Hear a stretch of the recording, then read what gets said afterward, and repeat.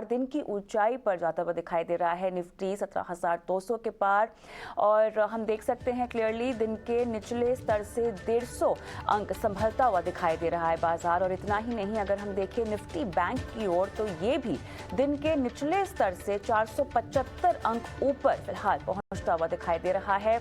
और अगर हम शेयरों की बात करें तो बैंक, ऑटो, एफएमसीजी शेयरों से आज सपोर्ट मिलता हुआ दिखाई दे रहा है। सिर्फ आईटी, रियल्टी, पीएसयू बैंकों को हम छोड़ दें जो हमें कमजोरी दिखाई दे रही है, तो बाकी जगह एक बार फिर से बाजार में रिकवरी, बाजार संभलता हुआ दिखाई दे रहा है। तो बाजार दिन की ऊंचाई पर फिलहाल कारोबार करता हुआ ये मोमेंटम अब थोड़ा सा संभलता हुआ दिखाई दे रहा है। लेकिन मिड डे मार्केट में पूरा एक्शन क्या है, हमारे साथ अब जुड़ गए हैं शरद दुबे इसको समझाने के लिए हमारे सहयोगी। शरद, बाजार निचले स्तरों से थोड़ा ऊपर आता हुआ दिखाई दे रहा है, संभलने की कोशिश कर रहा है, लेकिन मिड डे मार्केट एक्शन में बताएं किस तरह से एक्शन और हलचल हो रही है।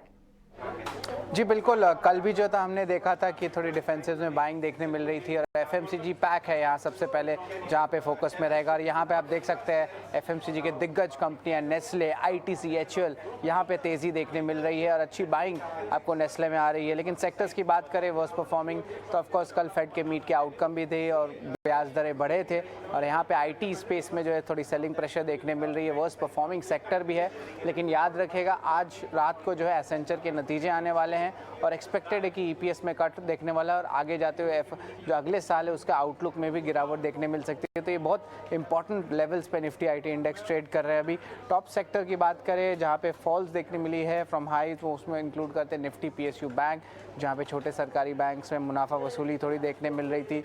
200 डीएमए के ऊपर भी कुछ स्टॉक्स गए हैं और शुगर स्टॉक्स भी फोकस में रहेंगे जैसे कि बलरामपुर चीनी मिल्स। और याद रखिए जो ग्लोबल प्राइसेस हैं वो 6 साल के ऊंचाई पे है और वो फर्म हो चुके हैं क्योंकि सप्लाई कंसर्न्स आ रहे हैं, तो इसलिए आज चीनी स्टॉक्स में भी तेज़ी देखने मिली। 50 डीएमए के ऊपर कौन से स्टॉक्स गए हैं ये जो डायरेक्टर साहब आप स्क्रीन पे लाएंगे तो आप देखेंगे अब एपीएल, अपोलो ट्यूब्स और प्रिज्म सीमेंट जैसे स्टॉक्स रहेंगे। और इसके अलावा 200 डीएमए के नीचे जो स्टॉक है वो है इंक्लूड करता है वेदांता और उसके अलावा जीआईसी। इसके अलावा आप बात करेंगे तो 50 डीएमए के नीचे कौन से स्टॉक्स है, ये शॉर्ट टर्म एवरेज है। यहाँ पे आप देखेंगे वेस्टलाइफ डेवलपमेंट और Asian paints, of course brokerage impact भी था, उसके कारण जो है स्टॉक में 2% का गिरावट है। और एचएएल का ओएफएस जो है रिटेल निवेशकों के लिए ऑलमोस्ट खुलेगा कल और अभी तक जो है सब्सक्रिप्शन के आंकड़े देखे तो ऑलमोस्ट कह सकते हैं सिर्फ 10% सब्सक्राइब हुए हैं आपके नॉन रिटेल सेगमेंट में। 52 वीक लोज के कौन से स्टॉक है उसको लाते हैं स्क्रीन पे।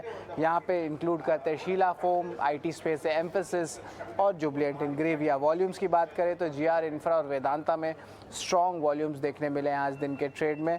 और इसके अलावा जो मिड कैप स्पेस है वहाँ पे क्या एक्शन हो रहा है उस पर हम बात करेंगे। यहाँ पे देखते हैं सीमेंट स्टॉक्स, इधर पे जो है आप अच्छी बाइंग देखने मिल रही है सांगी इंडस्ट्रीज, स्टार सीमेंट जैसे स्टॉक्स में। इसके अलावा शुगर स्टॉक्स में जो है हमने रीज़न कहा ही था कि बलरामपुर, धामपुर शुगर स्टॉक्स में जो सब में एक अच्छी तेज़ी देखने मिल रही है बिकॉज ग्लोबल प्राइसेस फर्म है और डोमेस्टिक प्राइसेस में भी जो है अपवर्ड मूवमेंट देखने मिल सकता है। और आखिर में बात करेंगे टॉप डिलीवरी स्टॉक्स की जहाँ पे नैटको फार्मा और प्रेस्टीज एस्टेट इस लिस्ट में आते हैं।